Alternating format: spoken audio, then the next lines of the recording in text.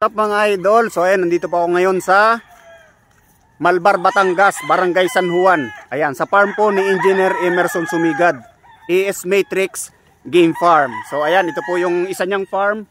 Bale, marami pong farm si Engineer mga idol. Mayroon sa Cagayan, mayroon sa Infanta, at ito nga po, dito ako ngayon sa isang farm niya dito po sa Batangas.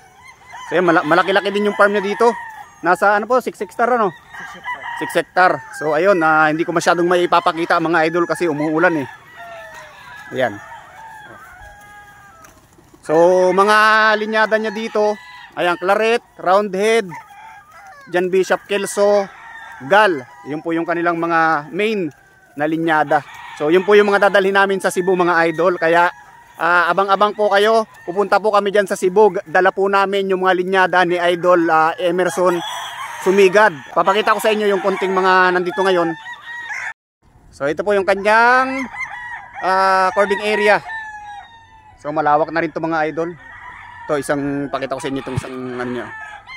Medyo basa-basa lang kasi umuulan. Ang ganda oh.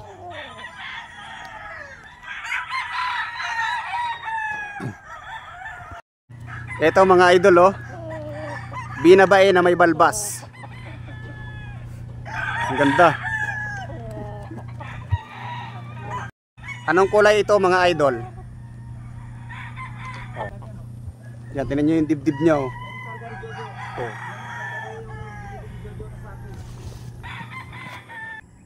Lasak. Tingnan nyo yung kanyang buntot oh. May porong puti, tsaka yung pakpak may porong puti din. Ang ganda mga idol oh. Dito talaga ako nagandahan mga idol oh, sa kanyang ganitong klase ng manok. So ayan, pwede po kayo mag farm visit dito mga idol sa farm na ES Matrix Game Farm kay Engineer Emerson Sumigad. Ayan, kontakin nyo lang po siya. At please follow nga po pala mga idol. Kita-kits po tayo sa Cebu IEC Convention Center October 17 to 19.